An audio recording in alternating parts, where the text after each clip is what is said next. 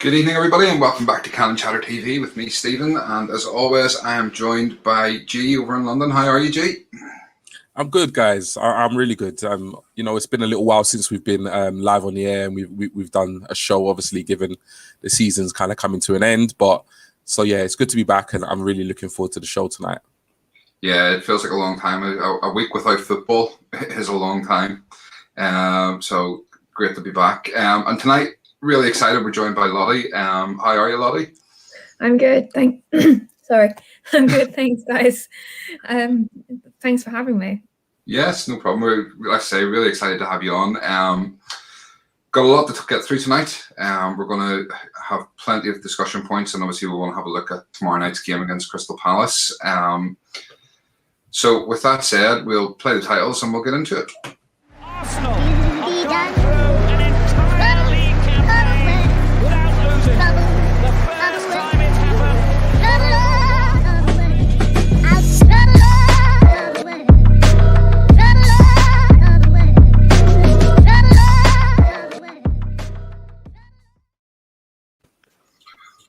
Okay, so Lottie, your first time on Canon Chatter TV with us. Thank you for coming along. As I say, really excited to have you with us. And I can tell this is going to be good and probably going to drag on a wee bit, because the reason we're late on is I couldn't get these two to shut up. I couldn't get a word in edgeways to let them know where we're going to start, which, do you know what, is great, because it means there's going to be plenty of talking, plenty of interaction, plenty of laughs. So good stuff.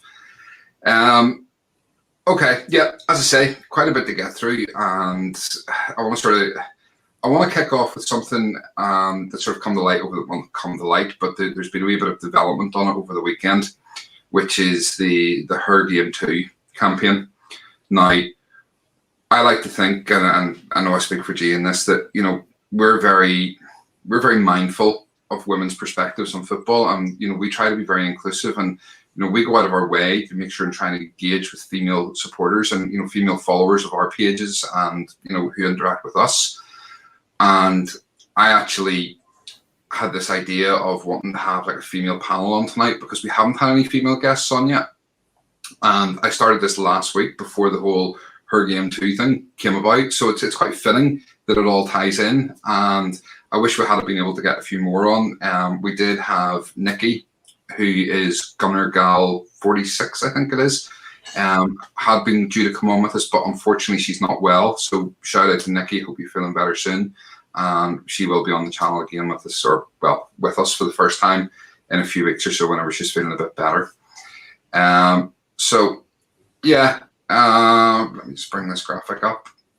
So obviously the Her Game 2 video came out, and this is, for anybody that doesn't know, obviously it's quite a serious subject that females and are feeling that maybe their opinions aren't as valued as the male opinion, and I don't agree with, well, it's not that I don't agree with it, I agree that I'm seeing that happening more and more. I don't like it, and I don't want it to happen. And for us, as I say, we want to be really inclusive and make sure that women feel as valued as men on this channel. So I mean, Lottie, I'm going to hand it over to you. I mean, what's your opinions on it all, and do you want to share some of your own experiences and stuff with it? Yeah, no. The thing is, I think it's just important to highlight also, it's not everybody. It's not all men.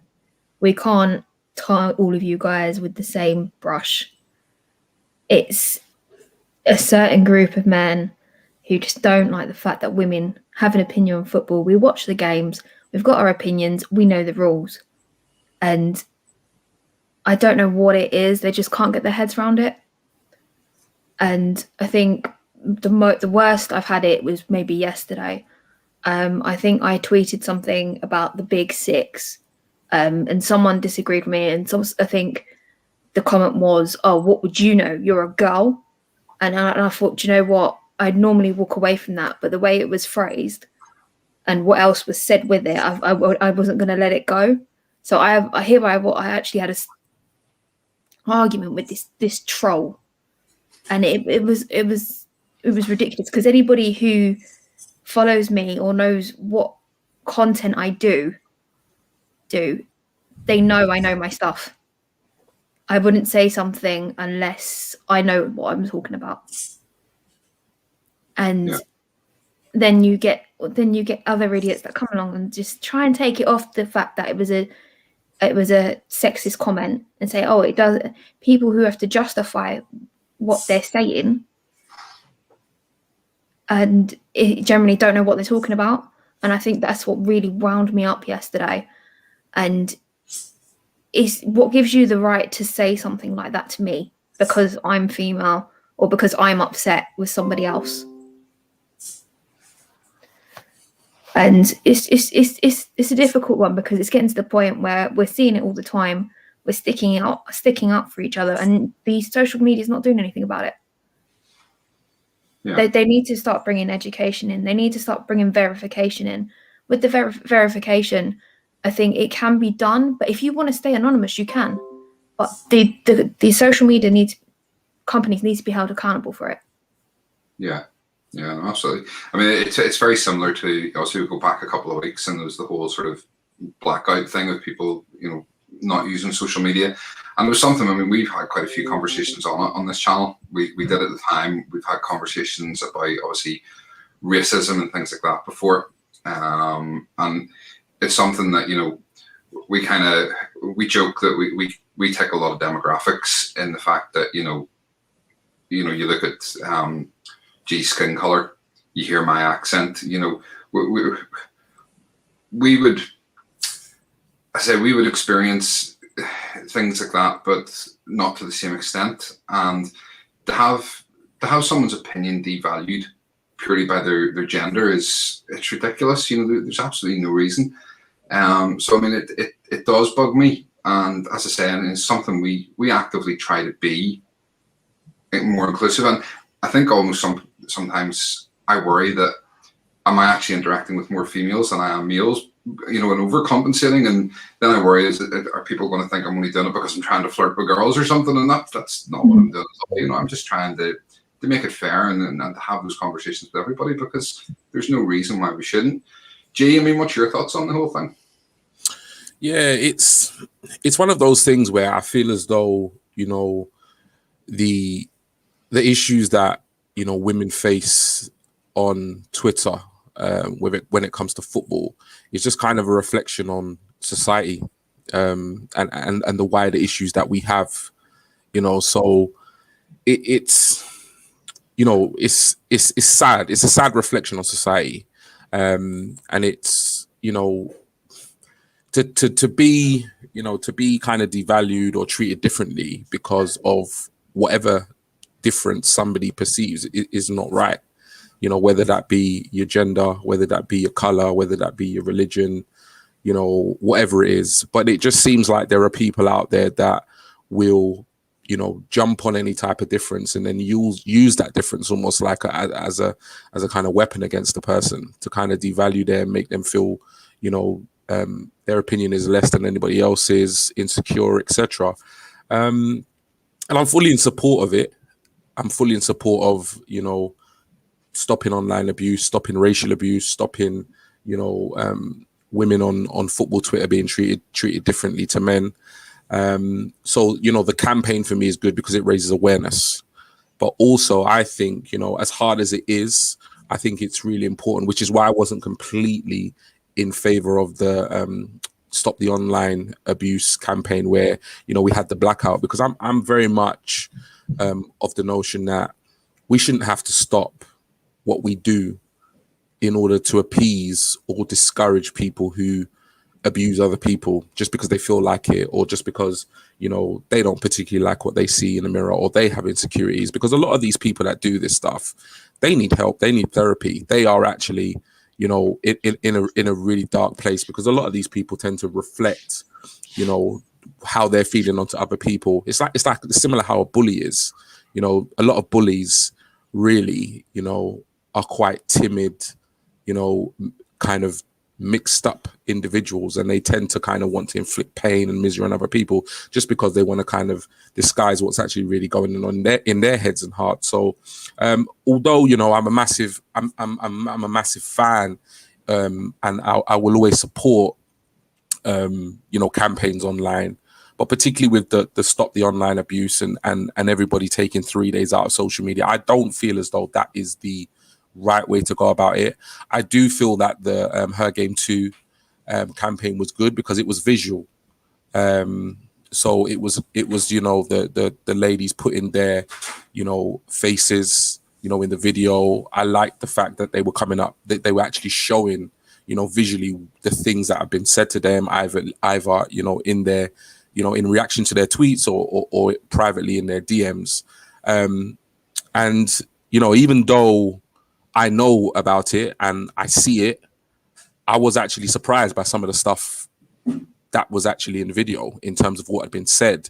So even for me, it was really good because it kind of opened my eyes to the level that some of these guys, girls, who I don't even know who they are, because it's like the point that Lottie's saying about verification. We don't even know who these people are. We don't know their age.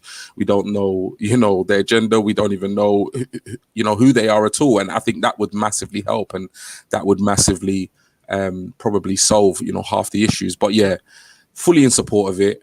I think if anything, it raises awareness. It definitely opened my eyes to just how bad it can actually get, because I didn't think that it did get to that extent with some of the things that were said. I think some of the comments on that video that was said to some of those ladies was just disgusting, because I've got a wife, I've got a 13-year-old daughter, and just to kind of tell you, I took both my son and my daughter to the Emirates Cup at the beginning of last season, and I tell you something, my son was sitting there falling asleep, and my daughter was the one singing "Who are you? Who are you?"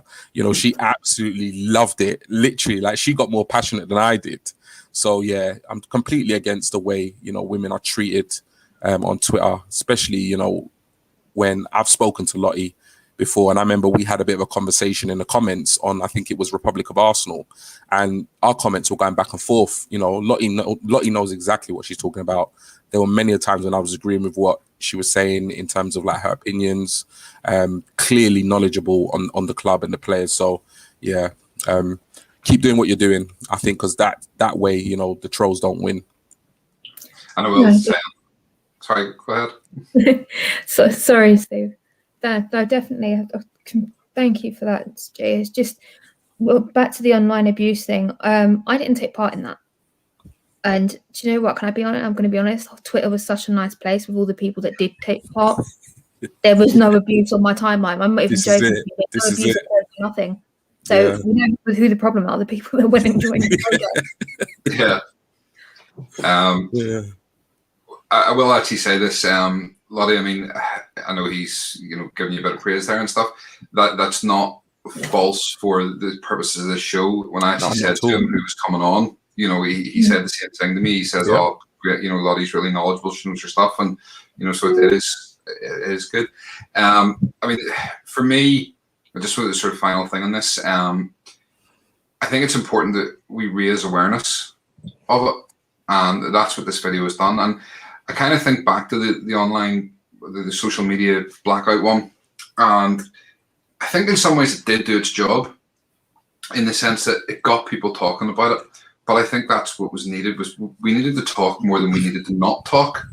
And a social media blackout is that you're not talking. And I think people need to be educated on these things. And that's with the videos and stuff. That worked really well because it was an education. As G says, there was stuff coming up that we weren't aware of.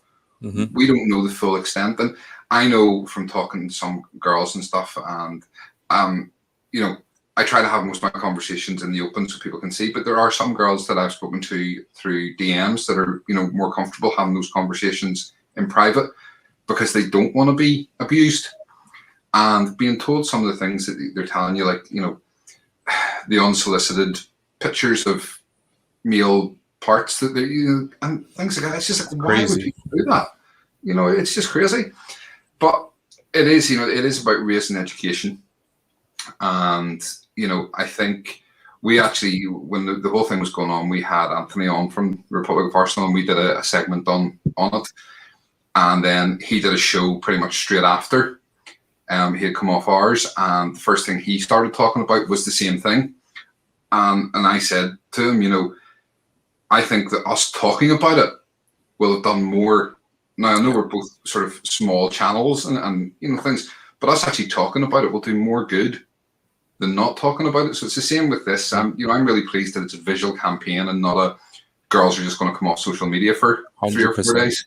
The fact that it's a visual campaign and it's something that really hits home to people, is really important. So it's a great job. Well done to the girls, anybody that's involved. Keith, this shit sickens me to the core. Can't tell you how much. I agree 1,000%, Lottie. Accounts need verifying. It should just be, if you know football, the end. Absolutely. I mean, Keith did a wee video on his own thing the other day where he was talking about he has $4 and doesn't want to see them have to go through any of that. So, Ryan, evening everybody. Evening. Ryan. That's Albert JTV, I believe. Keep going, Lottie. Big up to the panel. Thank you. Okay, so listen, we've talked about it, and I didn't want to not talk about it. I think it's important that we do talk about it, but at the same time, it's not why I want to have you on. Okay, I want to have you on because I want to talk about football with you, and I want to talk about Arsenal with you. So I think it's time we move on and we get into talking about Arsenal. So the first thing, before we sort of talk about the match tomorrow night, is the announcement that's come out over the last couple of days that obviously David Luiz is going to be leaving us at the end of the season. So there's 2 games left. It's doubtful he'll play tomorrow night, but he may feature in the game against Brighton on Sunday. How do you feel David Luiz has done? I mean, do you think he's been a flop or a success at the club, Lottie? Do you know what? Because he's come from Chelsea, I used to think he was a Chelsea agent until I saw his post about North London is red. Well, London is red, I should say, on Instagram. But I think he's done all right since he's come to us. He did struggle to settle down when he first arrived, but since he's had someone to compete for his spot with, I think he's done really well. Yeah. Yeah. Are you going to be disappointed to see him go? No. No. No. Yeah. Fair enough. G? Yeah, you know what it is? It's one of those things where I think, when we brought him in, I wasn't best pleased. I thought, with a lot of our recruitment, over the last couple of years, I just think to myself, we tend to go into the window not very, planned out in terms of what we want to do. And I think we got him quite late in the window. I think it was on deadline day or something like that. Yeah. So I think he's pretty much been the player he was in his previous clubs, in that on his day, he can be an absolute phenomenal defender, but he's always got that mistake in him, whether it's a red card, whether it's giving away a penalty, and he's kind of continued that, in his Arsenal vein. I think obviously he has had a massive influence, a positive influence on the youngsters, which I think has been invaluable, which is good.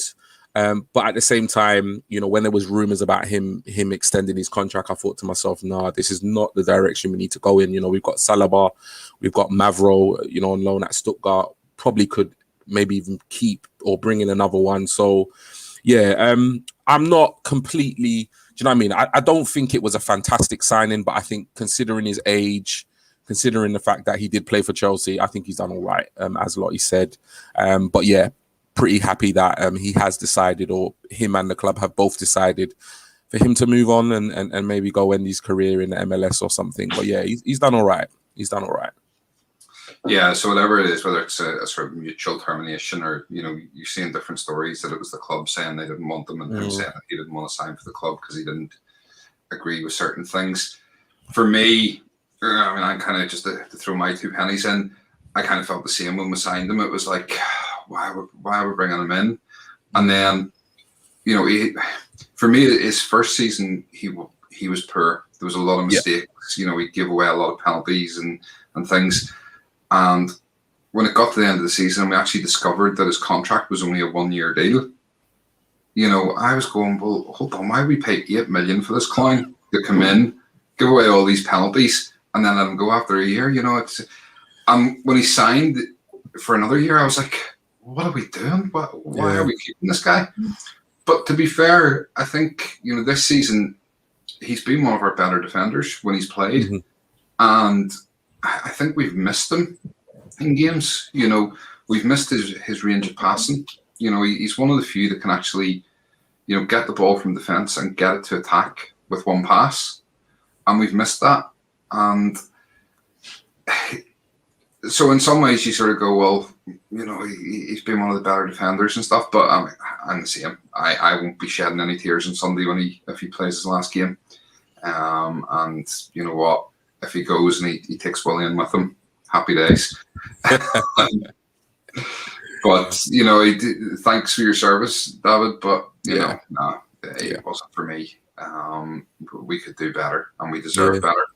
Yeah, so. I think I said to you that the only way I would be happy for him to stay at the club is if it was like in a coaching capacity, or some kind of maybe joining the youth setup or something like that. Because if he's got the passion and he's willing to stay on, but in a player role, it's time to move on now. Time to move on.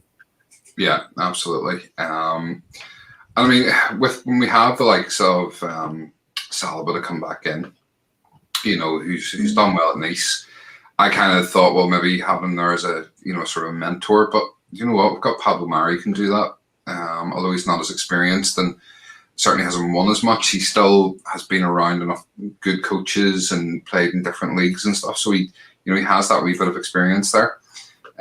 So yeah, I let him go. And I think, from all accounts, we still potentially are going to bring someone in to replace him as well as Saliba. So we'll wait and see what happens. Okay, so the season is virtually over. We're into the final week, and we can finally see the back of this season, which I don't know about you two, but I will certainly be glad to. It's just the sooner we get to the end of it, the better. Get a break, get some signings, get the squad sorted out, and go again next year. But we do have 2 games left. So we have an away trip to Crystal Palace tomorrow night, and as you can see, we've magically turned up at Selhurst Park a day early. With our nice graphics that Martin does for us from Gunforce Edits. So, I mean, going into this match, how are you feeling about Lottie? Do you still think we've something to play for, or is it just completely dead rubber and play the kids? And are you excited about it at all? I don't like playing Crystal Palace. Over the recent years, they've been one of those bogey teams. We haven't beaten them in the last 5. So we've lost 1 and drawn 4. So I really don't like playing them. I think the last time we beat them was January 2018, and we finished the game within 22 minutes, which was great. But again, I'm not looking forward to this game. Zaha is going to be dangerous as always. He's always causing us problems. I think Eze is going to cause us problems. Beniteke as well with his long balls. But hopefully we can take the points home, I guess. I'm not very confident going down to Selhurst Park, unfortunately, with the state that we've been in this season. Yeah, Zaha always seems to turn up against us for some reason. Yeah. For someone who's desperate to get a move to the club, we're the last team you want to play well against. Go and have those performances against United and Liverpool and City and stuff. Don't be having them against us every time. I have to say, I actually watched the second half of their game on Sunday, and they look quite good. They did. Eze looks a real talent. He looks a real good player. So it'll be interesting, as you say. It's sort of it's one that I'd prefer it if we had this game at the start of the season and get it out of the way. The fact that we're 2 games left, and I think in some ways the fact that we don't really have much to play for. We still potentially can qualify 7th for the Conference League, but it's kind of, do we even want to qualify for it? So is there anything really left to play for? So in some ways, if we go and we lose, well, the only people that are going to have an issue really are going to be the staunch Arteta out people. Will be saying, well, it's another game we've lost, and it is. But for me, if he went and played the kids and we lost, I wouldn't care. It's when he plays the first team, and we'll see what happens. And as Keith says, old manager bounce tomorrow, and something I was just about to say. Obviously, this is it was announced today that Roy Hodgson stepping down at the end of the season, and I think it was sort of a fairly open secret that he was going to step down. and it looks like Frank Lampard's the favourite to go in there. But this is his last home game tomorrow night. So Palace are going to want to go out on a high for him. So they'll be trying even harder. So, yeah, it's going to be a tough one. So, Lottie, talk us through your team. You sent this over to me earlier on. So, yeah. Talk us through your selection. I went with Matt Ryan in goal. I was ill for the Chelsea game, so I didn't watch that. The last game I watched was Newcastle, and I've never been so relaxed with him in goal. All the saves and catches he was making, Leno would have dropped basically, and we would have lost that game, I think. But I think the back four are pretty solid. I've been picking those all season. I like Rob and Mari playing together. I'm relieved Tierney's back. I'm now having second thoughts on Bellerin, to be honest, because I think Cedric is the better right back out of the two. Why do you think he hasn't been playing, Cedric? I have no idea. Thing is, he had 3 games as left back, and he had 1 bad game, and that was it. So I don't know what the hell was going on there. I really don't. But I do think he's better than Bellerin. Yeah. Bellerin's definitely off in the summer. Yeah. Hopefully. I'm not gonna lie, I won't be sad to see the back of him either. Okay, so your midfield then? Party's pretty much, he's just a part. He has to be there. His work rate is phenomenal as always. El Neni, purely because Jack is injured with a groin. We don't know if he's going to be back for tomorrow. But I'm being quite impressed with him. I mean, his goal the other day was an absolute screamer. I didn't see that coming. His first Premier League goal. And then the next 3. I just want to see these 3 play together. They're just so full of energy. They all deserve a start. They've been fantastic this season. And then Aubameyang up the top, he's always dangerous on the shoulder of the last man. And I think him and Saka have been great this season. I think him and Martinelli have been good this season as well with their link-ups. Okay. Partey, I mean, what have you made of his first season at the club? Is he everything you expected him to be? He can do better. He can. I think he can do better. I mean, he needs to stop trying to score. It's not rugby. This is not rugby. Yeah. I mean, since people have been saying to him, stop trying to score, he keeps trying to do it, and he needs to stop.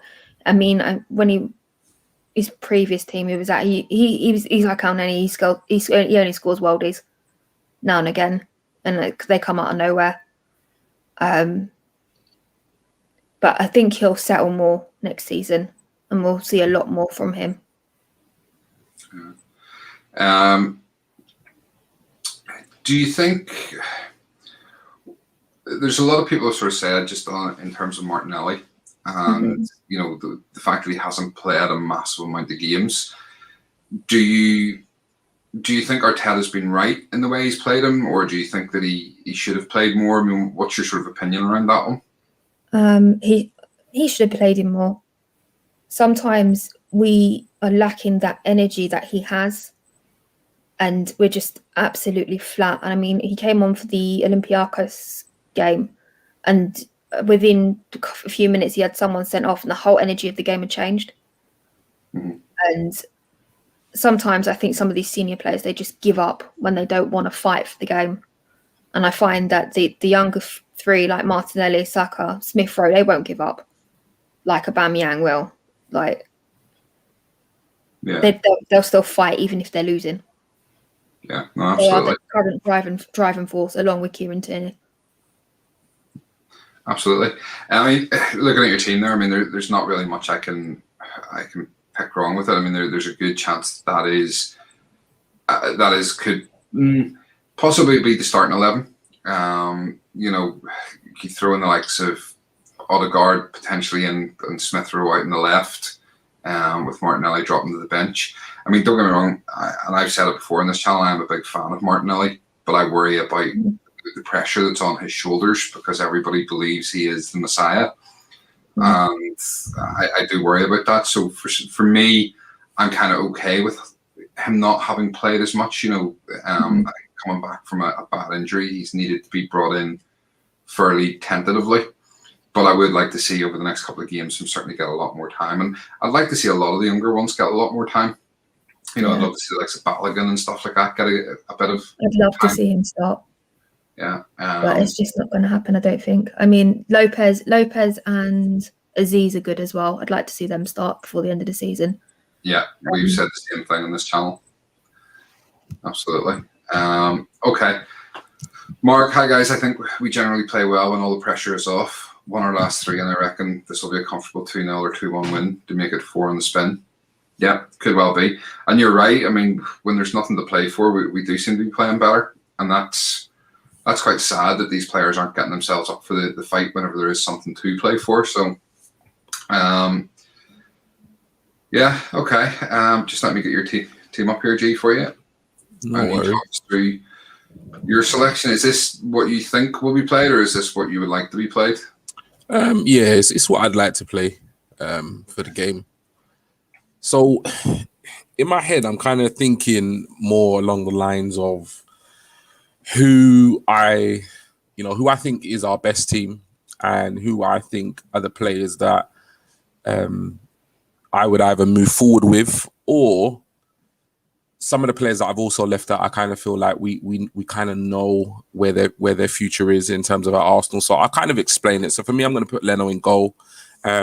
I think that these last 2 games are really important. As much as it's not going to have much reflection on the league's table and whether we finish with a conference, Europa, whatever it's called or not, I don't think it really matters. But I just think it will be good for morale for the team to just, nothing's better than just winning games, and people talk about like pre-season friendlies and stuff like that, and they say it's not important. All games are important. When you take it to the field and you're playing 90 minutes, it's really key to win that game because it helps with players' form, the team confidence, everything. So I want us to win both these games back to back because I just think it'd be a good way to end the season.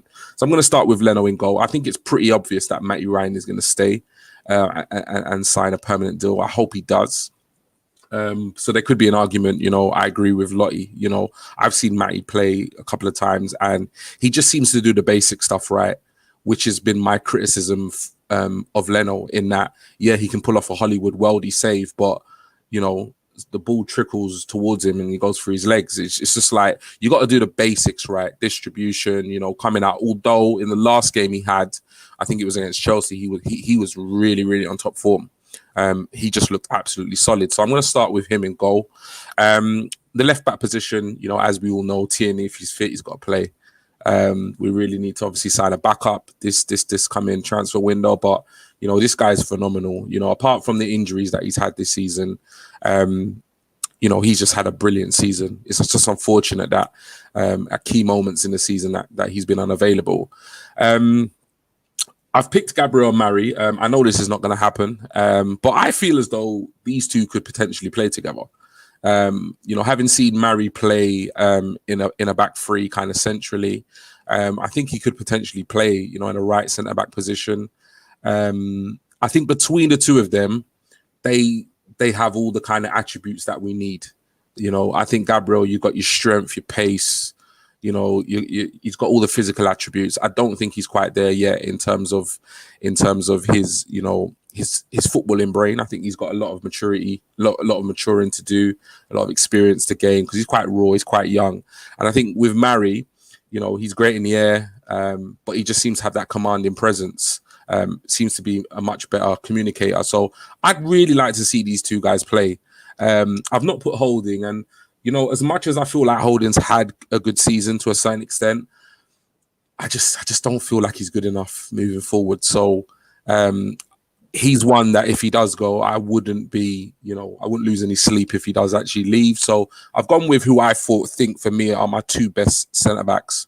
Right back, I've gone for Chambers. He seems to have been, our best right back, over the last however many games. As Lottie said, as you've said, no idea what's happened to Cedric, but for some reason he's not in the team. And to be honest, I can see him getting sold this summer because I just don't understand. You know, if we kind of planned for him to be in the team, then I don't know why he'd be starting. So I've gone with Chambers because I think he's better than Bellerin, and I think Bellerin's off at this stage. In midfield, for me, it's a no-brainer. You know, as Lottie said, Partey's the man. You know, I think he is, you know, single-handedly our best midfielder. I feel as though Partey's in a bit of a crossroads, not in terms of his Arsenal career, but I just think he's not sure what his role is within the team. And I think a lot of that is because the team is unbalanced. We don't have midfielders that score. You know, we don't really have, you know, what I would say, you know, a commanding holding midfielder. So I feel like he's trying to do everything. You know, he's trying to track back and break up the play, but then he's also trying to bomb forward and score goals. And I feel like once the midfield positions improve, I think we'll see the best of him because he's a world-class player. But we will see that when he's surrounded by better players that he can kind of trust and they all know their positions and so forth. So he's got to play. El Nene, you know, he's a good squad player. You know, I've made no secret that I don't particularly like him in terms of his style of play. I think he's quite negative, sideways passes. I don't really see it, but, you know, what he does do is, you know, he can tell he really loves the club. He's passionate. He works his socks off. And I think he does make Partey a better player when he is playing next to him. He does a little bit more of the defensive work. So I'll put them two together. And obviously, Xhaka's not available. And Xhaka may well be off this summer, rumours. But yeah, that's my midfield. With the front three, or the three kind of like playing up front and behind Aubameyang, I've gone with Smith Rowe, Saka, and Pepe. You know, Saka and Smith Rowe for me explains itself. For me, they've been the best two players that we've had this season. They've literally carried us throughout the whole season. I think we were 15th when Smith Rowe came into the side, and you know, the two of those have just been phenomenal. I think we could sit here and all night and talk about how good they've been. So those two have to start for me. I've gone with Pepe on the left. Pepe's a tricky one, you know. I kind of feel like every time he hits form, he gets dropped. And it's just like, I don't really see why he gets dropped. I don't really see, you know what I mean? I think in a way we're kind of blessed with attacking players, but obviously they've not all been on form at the same time throughout the season. So I think Arteta's had to kind of juggle them and juggle their form and injuries and stuff. But, you know, Martinelli, I think there's an argument that Martinelli can play. And you know what, if Martinelli did play on the left, I wouldn't be disappointed, put it that way. But I've gone with Pepe just because it's just a preference in terms of this starting lineup. And I've gone with Aubameyang up top. And the main reason why I've gone with Aubameyang, he's our captain, he's our talisman. We really need this guy to find some form. But also, I think we really need to see what this guy's about in the last couple of games of the season. As meaningless as they are, I think he clearly cares. Because, you know, when he was taken off in the last game, you know, he was pretty upset, you could see.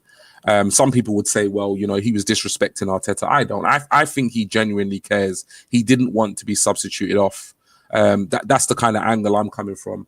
But I do think there is a bit of a question mark over Aubameyang, which I think is crazy. If we had asked ourselves this question at the beginning of the season, all of us were so desperate for him to sign a contract. But yet, at the end of the season, you know, quite a few Arsenal fans would say, you know, should we cash in on him? Should we bring somebody else in? He's not at the best of seasons. So I really want him to play because I think, you know, he is our best striker. And I just want to know, you know, what are you about? You know, these last two games don't mean very much in terms of the league, but, you know, it'd be nice for him to get some goals and it'd be nice for him to just, you know, see him smiling and just see how committed he is to the team. So it's a bit of a weird lineup for many different kind of reasons for each player. But yeah, that's a team I would play against Palace.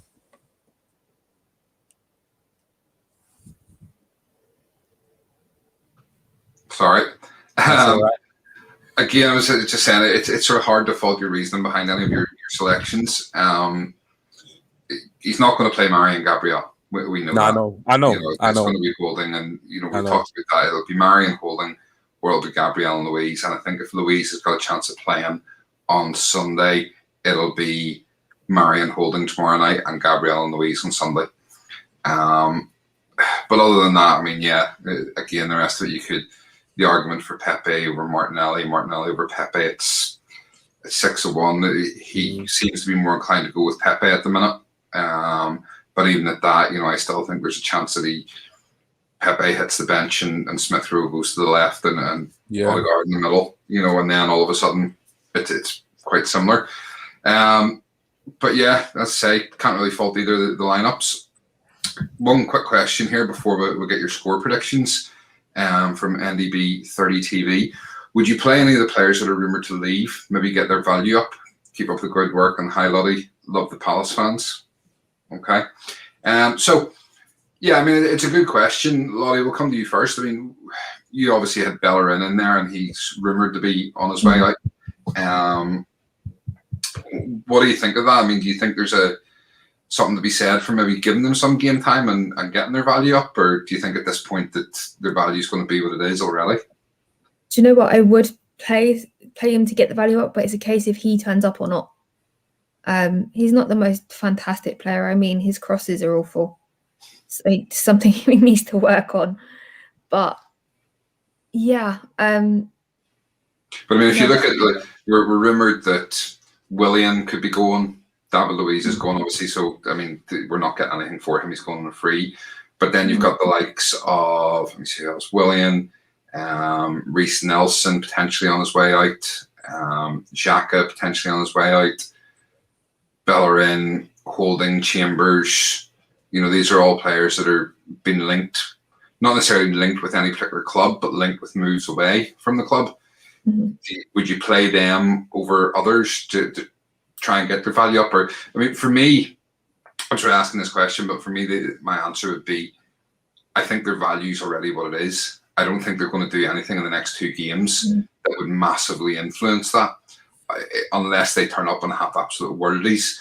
And they haven't had worldies up until this point, so why would they suddenly do it in the last 2 games of their potential career with Arsenal? And the other side of it for me as well is that I maybe wouldn't play any of the ones that we're thinking of selling, because I don't want anyone to get injured and risk not being able to sell them. If they pick up a really bad cruciate ligament or something, and all of a sudden you can't sell them because no one's going to buy a player when they don't know when he's going to be back. Except Arsenal, we would do it. So, for me, but then the problem with that is, for me, there's only about 7 or 8 of the squad I would keep. So we can't really play with 3 men down. So, sorry, I kind of taken over that question. No, it's fine. I mean, do either of you want to add anything on that? Or? No, you've answered it perfectly. I mean, as you said, there's only 2 games left. If you play them and they have average games, nothing's going to change. Yeah, it is a good question. No, it is top. All right, Lottie, score prediction. 3-2 Arsenal. Okay. G. 2-1 Arsenal. 2-1 Arsenal. Excellent. Sideline Talk podcast. Big up, Steve. Good stuff as always. Big up the channel. Thank you. Yes, lots. Go on, you Gunners. 3-1, I reckon. Excellent. And then obviously Mark had gone for 2-0 or 2-1. Anybody else in the chat want to throw in your score lines now very quickly? I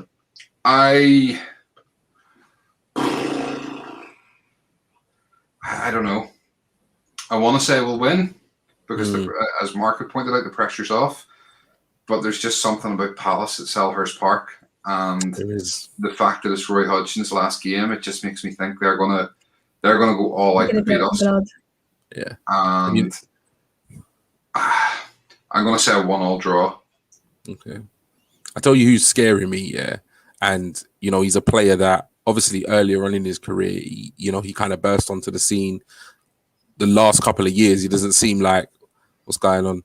The last couple of years, it seems like he couldn't even score a goal if there were rugby goals. But Benteke is in some kind of mad form. It's like every single time I'm looking at Palace, I'm seeing this guy score, and he's scoring really good goals. And he's a massive physical presence. And I think he's somebody that when he is on form, defenders struggle.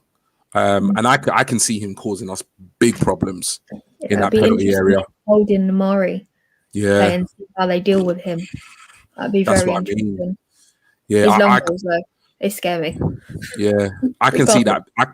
Sorry, go on. No, go on. Yeah, I can see that as a bit of a mismatch, you know, in terms of like physicality, and that's one of the reasons why I think I would potentially play Gabriel, because I can't really see Holding living with Benteke.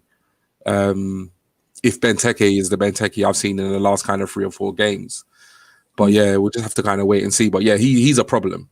When he's on form, he's a problem. And he hasn't been a problem for, I think, the last couple of years. But he seems to have hit form just before Arsenal. Couple more comments there. Maybe Leno will score from a corner. Listen, if Leno can just refrain from scoring on his own goal, I'd be happy enough. Never mind him going up and scoring from corners. NDB 30 TV, do you think Arteta will go for another formation in his long list of formations? And question for Lottie, is Eze the next Zaha? 2-2 draw. I think Eze is going to be better than Zaha. I don't like Zaha. I never have done. Eze is quick. He can play on both feet. He's going to be a great player. I can't believe we let him out of the academy. We should have kept him. He looks very direct. As I said, I watched the second half of their game on Sunday, and he looked dominant on the ball. And yeah, he's definitely one to look out for. Do you think Arteta will go for another formation as well? I mean, that's something neither of you sort of mentioned, and I didn't mention the fact that, you know, could he potentially go for the three at the back again, or do you think he'll revert back to the 4? Because I think very much going forward, he wants to play the 4, but the 3 worked well against Chelsea. But as I've said countless times on this show, he either needs to play the formation that suits the players we have, which is the 3 at the back, or he needs to, well, he basically needs to do that or play kids. You know, those are the only 2 options for me, this continuing on with the same formation that wasn't working. But no, I mean, neither of you think there's a chance he'll go for the 3 at the back tomorrow night? You know what it is? It's like, because it was funny. It's funny you said that, because when I actually did my lineup earlier today, I actually started it and I thought, oh, hold on. Are we playing a 4? Are we playing a 3?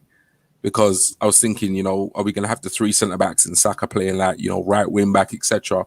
So it did cross my mind, but I feel as though maybe that was just a curveball in terms of the Chelsea game, and he knew the way Chelsea would set up. He knew we had to be, you know, solid defensively. I can't see us playing that moving forward.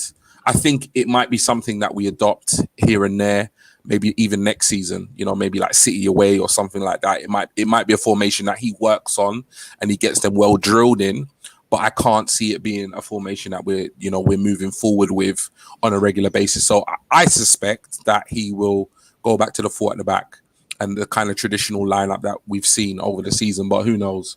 You know, maybe Arteta will surprise us and do another 3 at the back. Okay. Mark, again, Eze is better than Zaha. Yeah, I mean, these have both said the same thing. I would agree. I've never been Zaha's biggest fan. I certainly don't want to see him brought to the club. Yeah. Big up Roy Hodgson. Absolutely. You know what? Roy Hodgson's a legend of the game. Can't knock him. He is an absolute legend. Mark, with a few happy smiley faces. I'm guessing that's probably about the Leno comment. And Gary, Arteta surprises us every match. No matter what happens, he will surprise us, good or bad. You will be surprised. First, the starting 11, second, the formation, and third, the execution of the formation. Yeah, can't really say anything against that. All right, well, that kind of covers tomorrow night. Hopefully, you know, we get a win. We need it for confidence more than anything. You know, it'd be nice to finish the season. We'll get a win tomorrow, get a win on Sunday. That'd be suddenly 5 in a row, which would be a lovely way to end the season, given how bad it's been. G, I know you need to jump off. You any last sort of comments you want to say or anything before you head on? Yeah, no, just obviously I've really enjoyed, you know, being on the show, and obviously having a chat with you, Lottie, before the show. You know, it was really good fun. I know we've kind of interacted and stuff on Twitter, but it was really good. You know, thank you for coming on. You know, really kind of appreciate that. And just I've got to jump off. I've got, you know, a couple of stuff to do work-wise, daddy duties. But yeah, enjoy the rest of the show. I'm going to have it on in the background, maybe ping over a couple of comments if I can. But yeah, just over to you guys, you know, and I'll see you when I see you. Have a good evening, guys. No worries. Me and Lottie are obviously going to stay on for a wee bit, as long as Lottie's got a wee bit more time. So while G jumps off, we'll play a quick break, and we'll be back in a wee sec. Stay with us.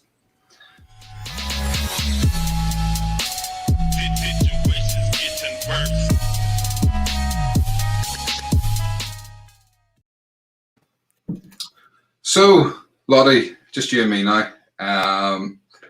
Thank you again for coming on tonight. Really enjoying it so far. Gary, I am too. Thank you for having me again. No worries. Gary there, 1-3 the Arsenal.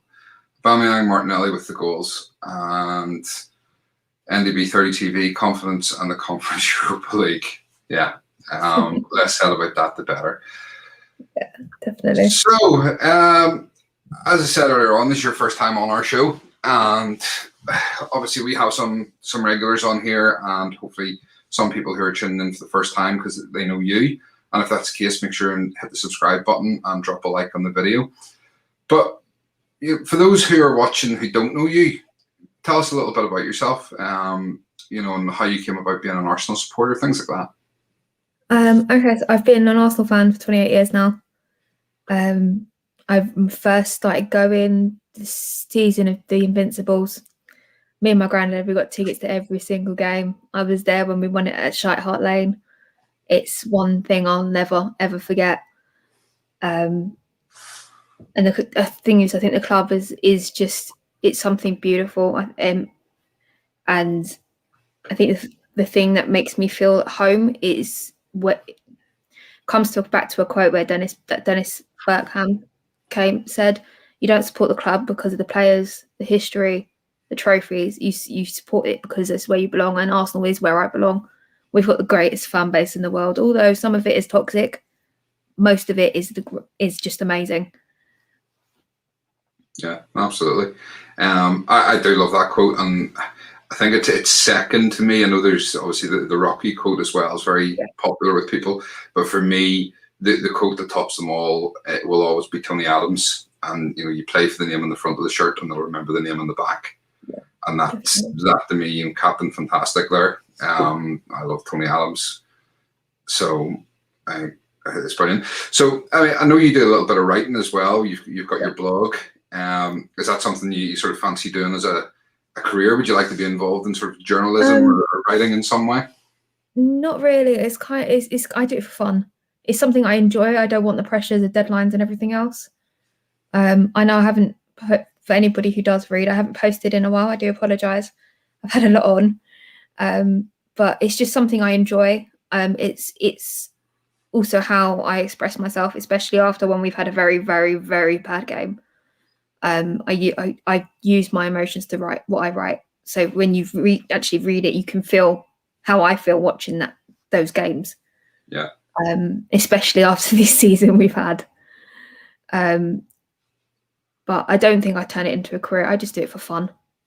I work in education and I enjoy my job as it is because I'm changing lives with apprentices within the college I'm working in. Mm-hmm. Excellent. I mean, if anybody isn't aware, I've put up the link for it there. I stole that off your Twitter earlier on. That's fine. Because I mean, I'll be honest, I have read it, and you know, I've read a number of the pieces you've wrote, and they're really, really good, really insightful, and I do enjoy it. So I mean, I know you're saying you haven't been able to put anything on for a while, and I, for one, I mean, I'm looking forward to the next thing you do put on because it is good, and I like to see.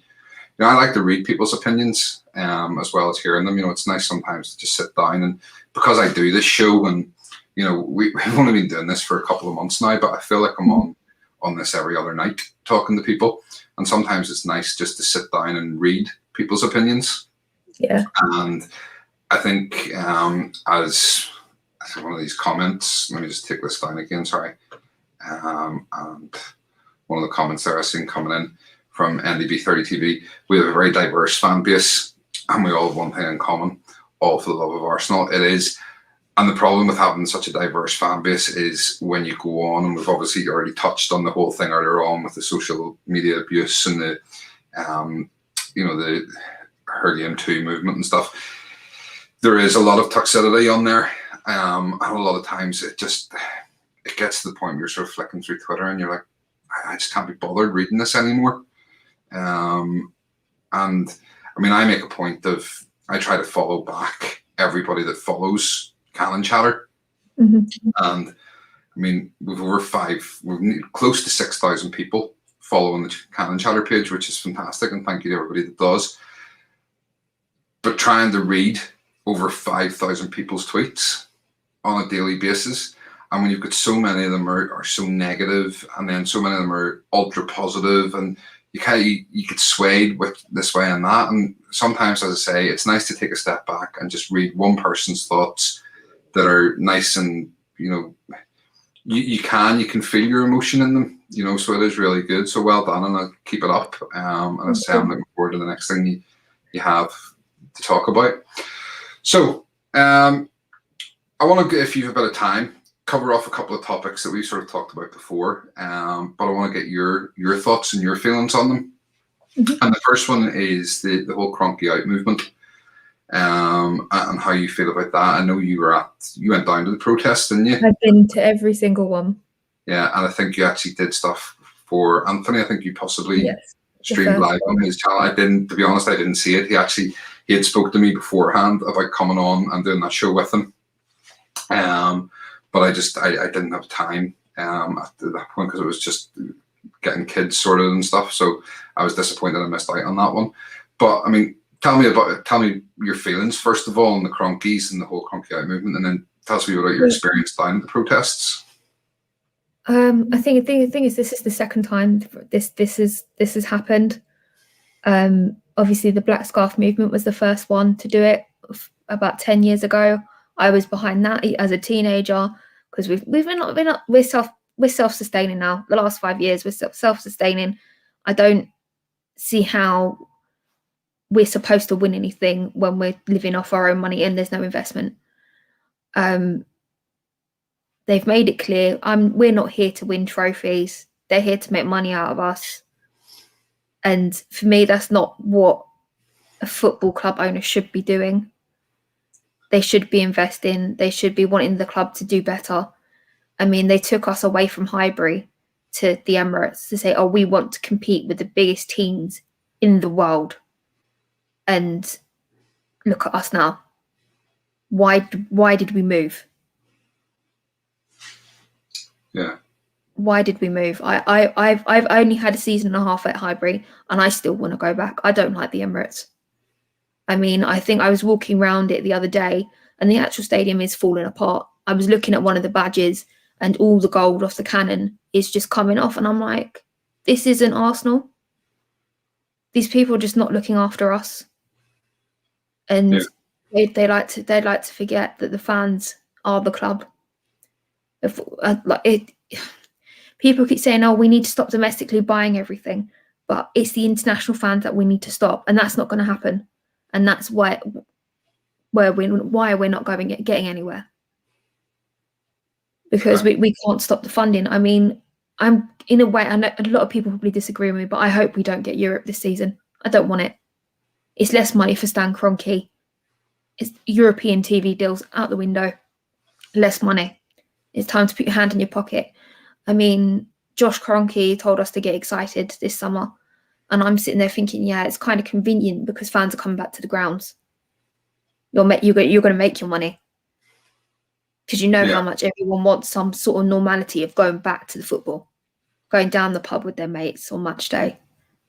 They know that we will spend our money. I mean, a lot of people who I know who are very like Cronky out, they've all got the new away kit.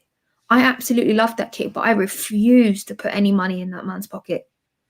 I haven't bought a kit in years. All of my kits have been secondhand off eBay. I'm not ashamed, but they need to go. Enough is enough. Mm-hmm. I mean, there's only so far you can disrespect the fans. I mean, this Super League thing has been around for 20 years, the same amount of time as the Champions League, and it was just a big shock because it wasn't going to be brought to life, and now that it has come to light, everyone's like, oh no, we can't do that, can't do this, can't can't do this. And it's like, it's there whether you like it or not. It's just that the Champions League was chosen over the Super League in the first place back in 1998 or wherever it was. 98? Yeah, 1998 is what. But it's just, I want them gone. We deserve better as a club. We're turning into the Sunderland of the league, and I can't have that. It's horrible. I mean, Swansea are in the same position as well. Yes, they're coming up this season, but they'll be going down by the end of next season, I think. Okay. Let's bring this up, NDB 30 TV. I never got to go to Highbury, but walking past it, you can feel something special about it. Emirates does not have that feel. It has a corporate feel to it. And I mean, you're fortunate enough, obviously, you live close enough to the Emirates that you can get down to it, and you're saying, you know, walking past the other day, and it's sort of, it's starting to get into a state of disrepair. And you know, that's something that the likes of myself living away in Northern Ireland, I don't get to go over and see things like that. You know, I don't notice those sorts of things happening. So, you know, again, that's the likes of yourself educating others on that. You know, that's the first time I've sort of heard that comment at all. Gary, KSE heard self-sustaining model and thought money tree. This tree is wilting while Stan and Josh are sipping water, then tossing it away. And Keith, I preferred Highbury too. Lottie's ace, lads. You should definitely get her back on again.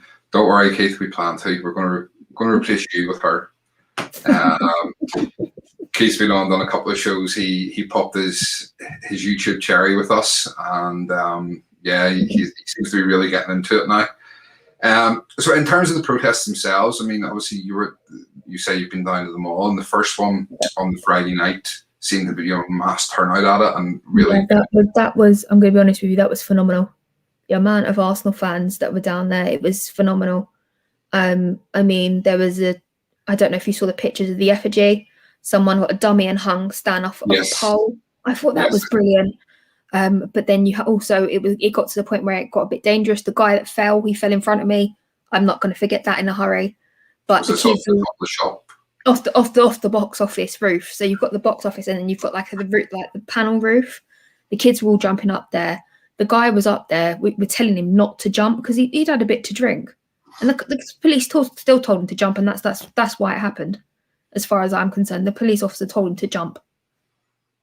So, but yeah, no, it was really good, a really good turnout. There was a lot of people there. I mean, I'm the podcast I'm on Wednesday. I met those guys for the first time instead of over a screen, which was great.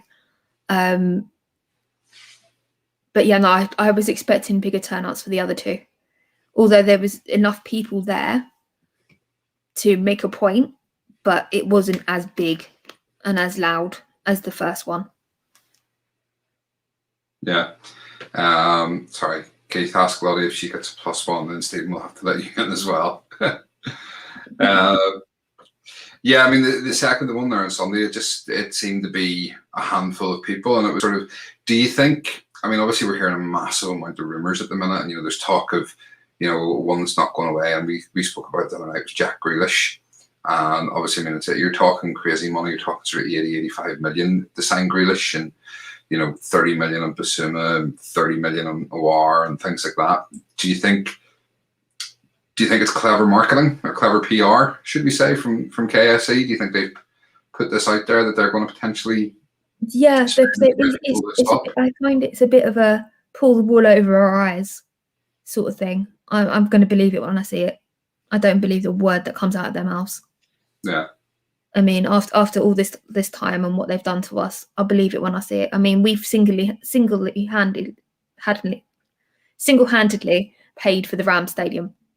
We were the collateral damage. That's all we were to that man. I mean, have you ever actually heard Stan Kroenke speak? I've only heard Josh, and Josh is an idiot. Yeah, well, I mean, I think it goes back to he's called Silent Stan for a reason. You know, he doesn't talk.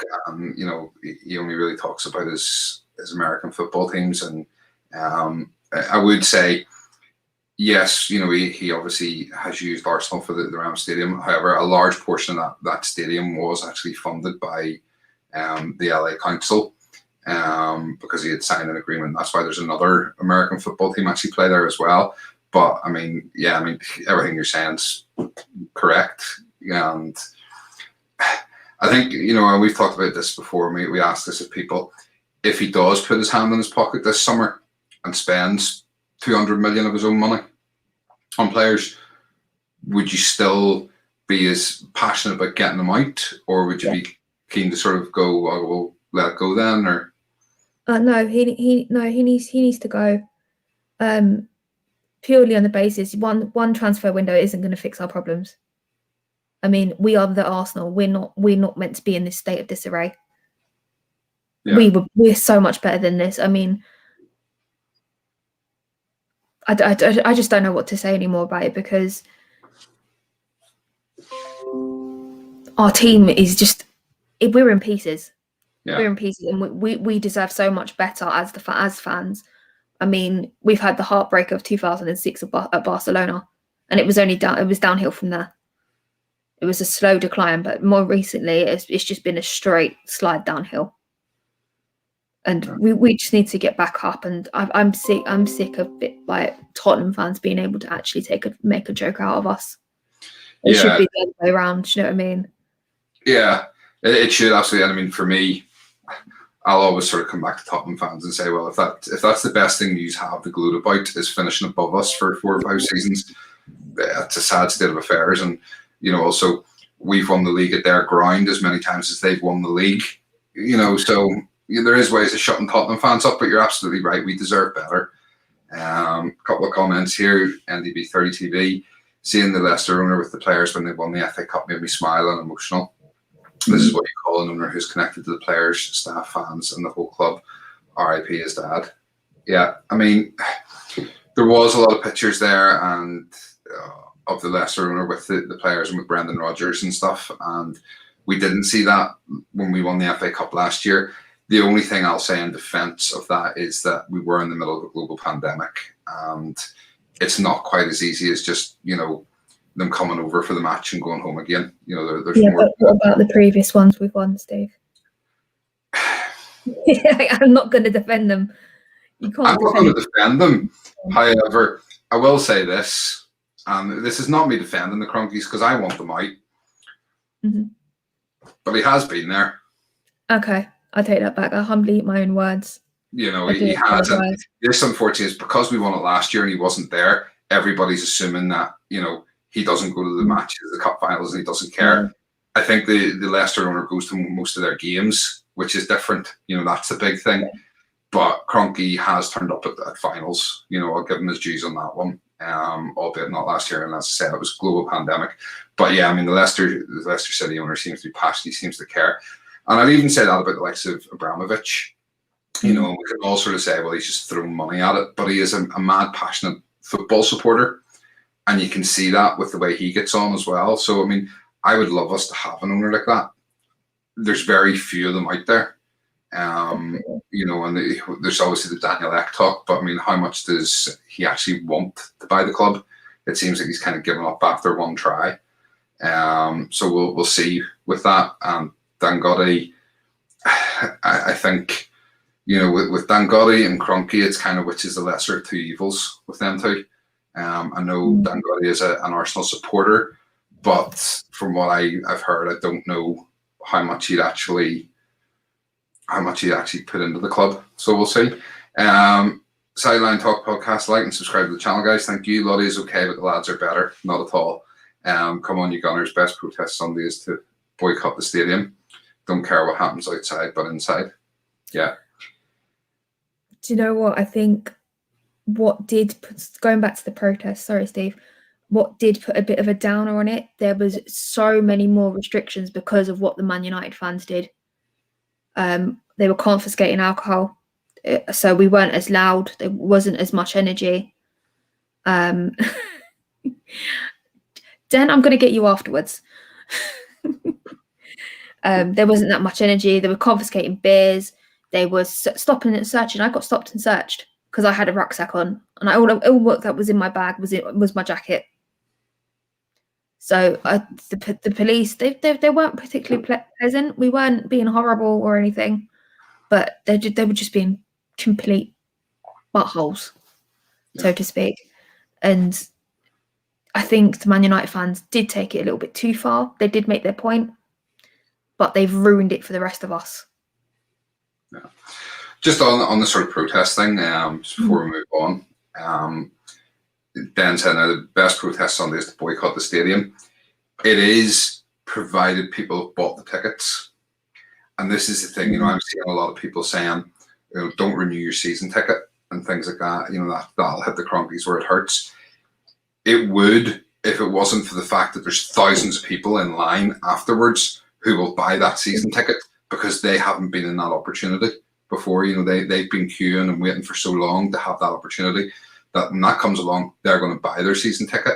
So if people feel that strongly, the best thing to do is buy your season ticket, but don't go to the matches, because that's the only way you're really going to hurt them, because the advertisers are going to look at that and go, well, we don't want to be associated with an empty stadium. Especially when fans are back in. That's where it comes to. Completely agree with you on that one. I mean, I know a few of my friends have had their season tickets for generations, and for someone to say that to them, they will laugh in their faces. So that I will pay my season ticket, but I am not giving it up because they've got good seats. They won't go to the games if it means not giving them more money, but they won't give up their season tickets. No, there is absolutely no point. It's like me. I won't give up my silver membership because I know how many red people are behind me. Yeah, absolutely. Because obviously I went through the junior gunners, I went into the Cannon Club, and then I bypassed red. And I don't know if they're still doing that now, but that's how I got my silver membership. And people say to me, "Oh, give it up, give it up." I'm like, no, you haven't seen the people who are waiting for it. Exactly. And I know how big that queue is. I know so many people waiting to come up a level, and it's not happening. Yeah, absolutely. All right, well, we'll move on. So again, another thing we've talked about extensively on this channel is Arteta himself, and he's obviously endured a lot since he's come in 18 months in the job now, and he comes in, has a couple of games, a good few games, and then COVID hits. There's a break. He's back in playing behind closed doors for the rest of the season, wins the FA Cup, wins the Community Shield, and then this season, in terms of league form, has been pretty disastrous, albeit, and as I said the other night, the first 12 games is what hurt us. We lost 7 of the first 12, only winning 1 in 10.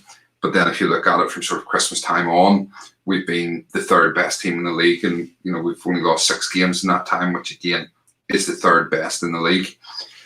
So there's definitely signs of improvement, I think, since Christmas time. And he's come out and openly admitted that the squad isn't what he wants. But should he still be there? I mean, for you, is he still the man to lead this club forward, or are you Arteta out, or what's your feelings on him? For this whole argument, I kind of dodged the whole argument. I'm on the fence about him at the moment. I mean, I can't fault him. He's bought us an FA Cup. He's bought us the Shield back. He's had a bad run. We've had a bad season, but it's not completely him. It's the players. I think one of the interviews that did shock me was the one after West Ham. Lacazette openly came out and said, "Oh, well, I don't know why we didn't listen to him." I mean, what? Why would you say that? Yeah, I don't understand the logic, and that's one of the senior players. It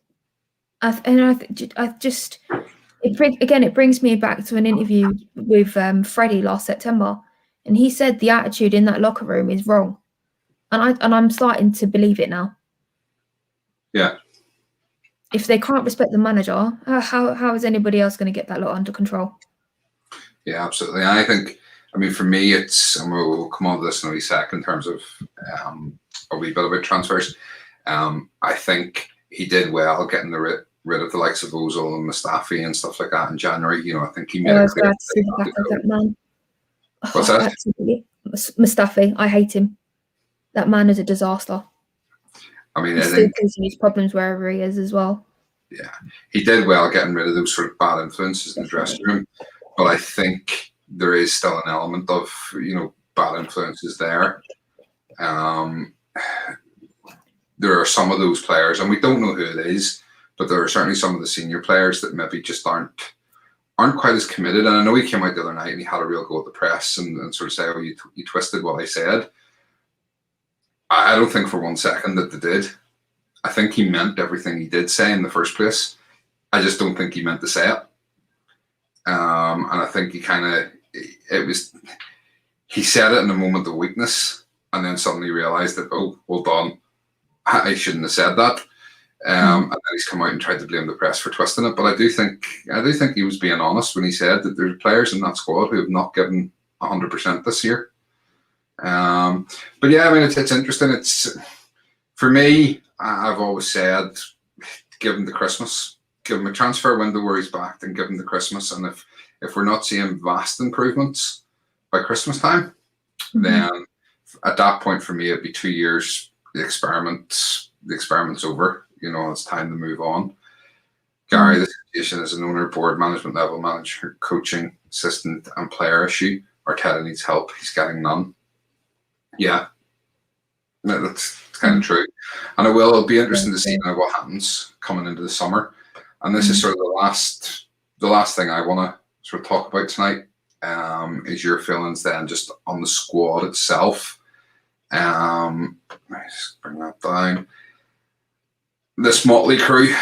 I mean, as we say, we managed to get rid of a few in the summer or in January there. For me, it is a massive clear out needed of, as people sort of coin it, FIFA and Championship Manager and Football Manager proportions. The vast majority of that squad for me needs to go and be replaced with better players. What's your thoughts on the squad? I mean, do you think? Completely agree. I mean, as soon as I heard that William was leaving, I've offered to drive him to the airport myself and make him go. I don't want him. He's had one goal in 37 games. 37 games. And for what we're paying him, it's ridiculous. He needs to go. I think most of the squad needs to go. And then we just keep hold of Tierney, Saka, ESR, Martinelli, and build around them. The rest of them can go. They're not good enough. Yeah. Their attitude stinks. Maybe apart from a couple of defenders, I'd probably keep Mari. Holding, I'd love to keep him, but he's not good enough. Since he's had his knee injury, he's not been the same player. Not at all. But yeah, no, complete and utter rebuild needs to be done.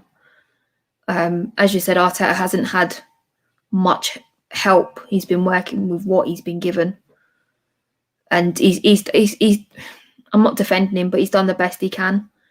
It's not all solely his fault, although the Villarreal game, that is his fault. You don't do a brand new formation on a massive game like that. Yeah. You just don't. Yeah, I would say some of his formations and the way he lines the players up is questionable. And some of his substitutions, you know, it's only been in the last sort of 3 or 4 games now, you're starting to see subs before the 70-minute mark. And, you know, before that, you knew exactly when the subs were coming and you could pick exactly who was coming on and off. It seemed to be very regimented. Gary there saying, Lottie, you keeping Partey? I feel his health has been a big hindrance. So would you keep Partey? We'll put it this way. I mean, if an offer came in at the same money we paid for him, would you take it? He's only been here a season, but yes. I know he needs more time to settle down, and he's been absolutely phenomenal in that midfield this season. But I think he does all the work. He carries Xhaka. He carries El Sideways. Sorry, I call him El Sideways because he just doesn't go forward. He just goes off to the side. He carries that midfield. And I think when he was playing with Selhurst the other day, and Selhurst had dropped off the field, and he was playing against 5 of them on his own, and it is disappointing, but he can do better. He actually can do better. El Sideways, I like that one. I like that Yeah, one. no, I never call him El Nene. It's really weird. It's just El Sideways, and that's it. Listen, I have my pet names for some of the players as well, and I try to be, because I do this, and I'm trying to be very. At times, I try to be very impartial. Because a lot of the times when I'm doing this, especially now when we have guests on like yourself, I try to be more a host than just someone talking about football. It's different. Sometimes it's just me and G on the stream. I'll be a wee bit more open about certain things. Other times, as I say, I play more the host and be impartial. But you were saying there about Willian and how you've offered to drive him to the airport. I'm exactly the same. And I mean, one of the players I dislike the most is Bellerin. And I mean, my personal nickname for Bellerin is Bella Bin. Brilliant. I've actually had a personal run-in with him. I don't like him. Really? He cut me up at the back of Hampstead, and he got out of his car and started screaming at me. And then he saw my decal. I've got a little red Mini. He saw my decal in the back, realised I was an Arsenal fan, and then was really nice, and I told him to fuck off. I don't like him. Me and him, he needs to get on that plane and go. Yeah, as I say, I call him Bella Bin, and I've offered several times to set up a GoFundMe page for his taxi to the airport. Brilliant. Not a problem at all. Gary, if we let Party go, then we have to replace all 4 midfield spots, starters and depth. Yeah. So, I mean, I don't want to talk too much in transfers because there's so many rumours going around, and we're still got 2 games left of the season, and effectively we can't buy anybody until I think it's the 9th of June officially. And we won't see any, we won't really see any transfers being done until after Sunday. I think personally we'll probably see them done quite quick because I think Arteta wants to move quite quickly. And we're going to start a series of shows next week on transfers anyway. And it'd be great if you come back on and have a chat with us about some transfers and some of the rumours and things that are going around. But for you, one player that has to go. If you could pick any player in that squad that has to go, is it Willian or is there somebody else that? Willian, no questions asked. He's got to go. He's got to go. He's just flat. He's boring. I can't watch him. People will say to me, "Oh, he's had a few good games." I said, "Where's the goals? He's meant to be scoring goals." How did you feel when we signed him? Sorry, say that. Oh, how did I feel? I'll be honest with you. I was sitting there thinking, oh no, not another Chelsea agent. I don't trust him. I mean, it took me a while to trust David Luiz. As soon as I saw that on his social media, London is red. Yep, that's fine. He's one of us. It's like I never trusted Cech either. Never. I think for me with Willian, I mean, I'll be completely open and honest about it. I was quite on board with the idea of signing him. I thought, here's this guy. He's done well at Chelsea. He's been a good player. He's won a lot, got a lot of experience, Brazilian international. I never thought he was going to start as many games as he did. I kind of thought he was going to be a player that, great to have on the bench to come on with 20 minutes to go, that sort of thing, and, cause trouble for a tiring defence. I never thought he was going to play as much as he did, and I never thought he was going to be as poor as he did. So, I mean, for me, yeah, I agree. If he goes in the summer, I'll be more than happy to see him go. So flipping that round then, obviously, he's the one that has to go. For you, who's the one that has to come in? Who would make you happier than anything to come in? Oh, do you know what? It's going to be a bit of a weird one. I'd love to have St. Maximin. Maximin? Yeah, off Newcastle. I think if he had the right players behind him, he would be phenomenal. Okay. I really do. He's been a really good talent. I'd give them Joe Willock and 20 million. Done. Fair enough. I know Joe's had a good few games, but I can't see him coming back and fitting into what we've got. Yeah. It's a bit like Eddie as well. Eddie's got to go this summer. And I think Reece Nelson as well. As much as I like our kids, I love it when we have great academy players. They just don't fit right now. I think the thing with a lot of our academy players is that they are good players, but we're not going to win the league with them. They've got to a point, and everybody's suddenly raving about Joe Willock at Newcastle because he's had a few good games. But he's had plenty of opportunities in the Arsenal team, and yes, he's got a few goals and done all right. But I mean, even I was watching the Newcastle game the other day against City, and he scores a goal, and he's completely switched off. And if you actually look at their equaliser, he's standing in the box watching the ball. You know, he wasn't trying to pick up the player. He just completely watching the ball, and then he's sort of looking around him, going, "What happened there? What happened there?" You know, and it's like, you need to be switched on the whole time, and you know, so he's still that inexperienced there. And for me, I don't think we'd win the league with a Joe Willock in midfield. No, definitely. And I've said the same thing even about the players we have. You know, like Xhaka, we're not going to win the league with Xhaka in midfield. Oh, no. We're not. No, with him, when he played in the Bundesliga, he's a box-to-box player, and we don't play box-to-box over here. Yeah. And that's why he struggled, and I'm not sure why we bought him in the first place. He's had a few good games. He's come along this season, but he needs to go back to the German leagues. He'll be better off. I think he'll be happier. Yeah. So NDB 30 TV, Bellerin for me, it would make Arteta force his hand to dip in market or give other players a chance in that position. William can just rot in our reserves until he hands in a transfer request. No, he needs to go. I don't want him in our reserves. I don't want him on the bench. He's got to be out completely.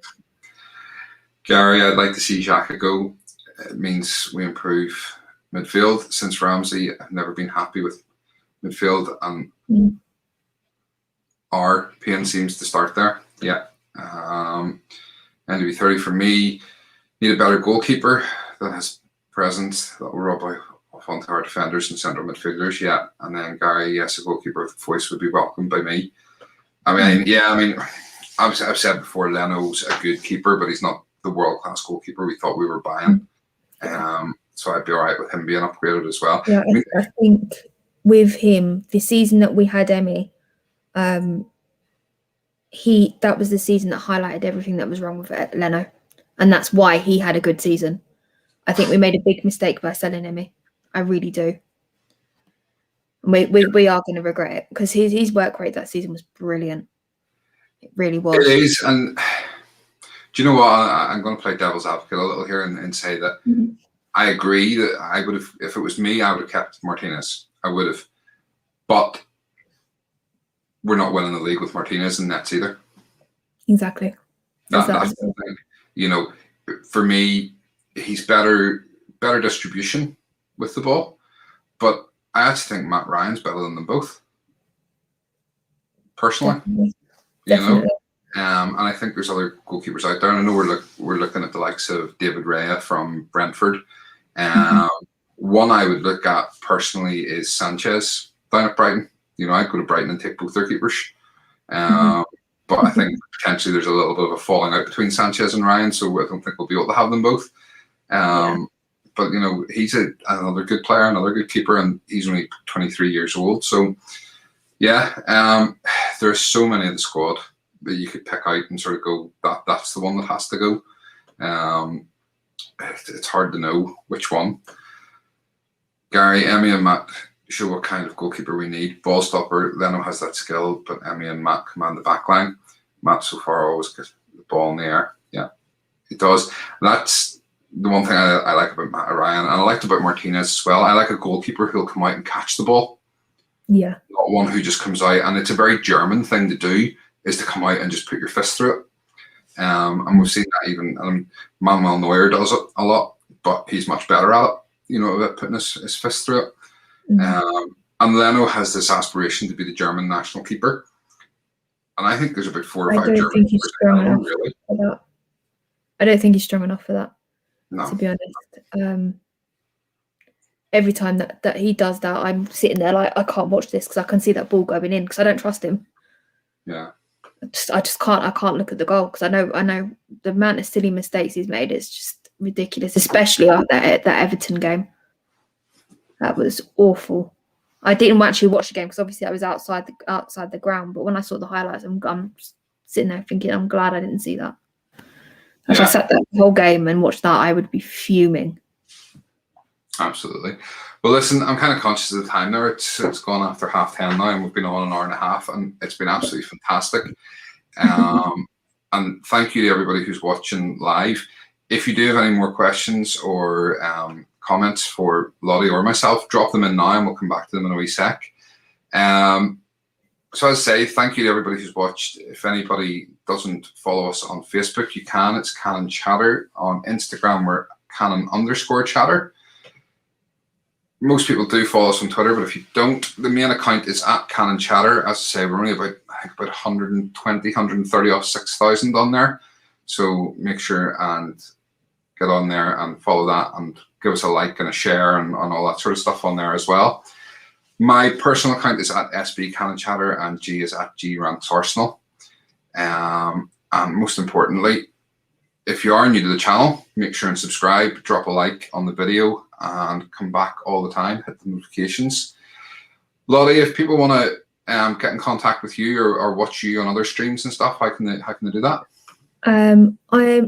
If you can look, you can see on my screen, there's my Twitter handle, Lottie B with 2i_B. I'm always around on Twitter. Just drop me a follow. I usually follow back. If you want to come find me elsewhere, I'm on Round the Keeper every Wednesday, live on YouTube at 7:30. Excellent. And people get on there, watch Lottie and the guys on there and drop them a subscription as well. And obviously your blog as well for anybody that wants to read it. Yep. My link's on my page, or you can just go and have a look. I haven't posted in a while, but please do enjoy what's there at the moment. As Stephen said, he enjoys it, and he can't wait for the next piece. Absolutely, looking forward to it.